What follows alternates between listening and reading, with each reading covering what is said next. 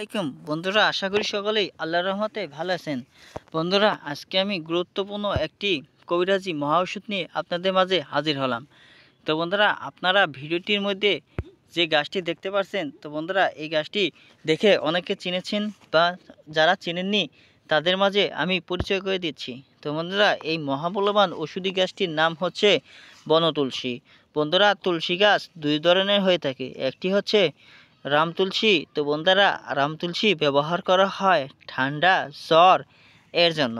আর বন্ধুরা, বন তুলসীও কিন্তু ব্যবহার করা হয় ঠান্ডা ও জ্বরের জন্য। তো বন্ধুরা, ঠান্ডা ও জ্বরের জন্য এই বন তুলসীও খুব গুরুত্বপূর্ণ কাজে আসে। তো বন্ধুরা, বিশ্বাস না হলে এই বন তুলসী উদ্ভিদটি মহাসত্যি আপনারা একবার ব্যবহার করেই দেখতে পারেন। যদি বন্ধুরা ঠান্ডা ও জ্বর যদি ভালো না হয়, তাহলে বন্ধুরা আমাদেরকে বলুন, আমরা কবিরাজি চিকিৎসা দেওয়া বাদ দিয়ে দেব। তো বন্ধুরা, এই বনতুলসী গাছটি ব্যবহার করার পূর্বে এই গাছটিকে আপনাকে বিশ্বাস করতে হবে। তারপর বন্ধুরা এই গাছটি আপনাকে ব্যবহার করতে হবে। তবে বন্ধুরা, যদি আপনারা 100% পূর্ণ বিশ্বাসের সাথে এই গাছটি যদি আপনারা ব্যবহার করতে পারেন, তাহলে বন্ধুরা আপনারা উপকার না পেয়ে কোথায় যাবেন। বন্ধুরা, বহু প্রতীক্ষিত একটি গাছ। তো বন্ধুরা, এই গাছটি যারা ব্যবহার করবেন না বিনে পয়সায়, তারা কিন্তু অনেকটাই লস খাবেন।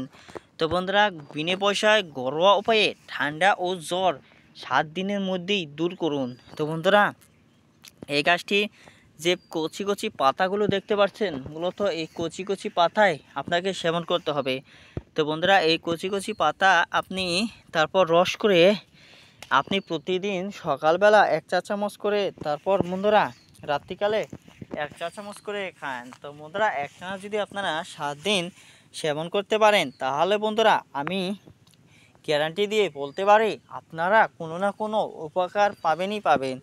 তো বন্ধুরা, এই ভিডিওটি থেকে যদি আপনারা সামান্যতম উপকার পেয়ে থাকেন, তাহলে বন্ধুরা অবশ্যই আমাদের এই চ্যানেলটিকে সাবস্ক্রাইব করে আমাদের পাশে থাকুন। ধন্যবাদ আপনাদেরকে।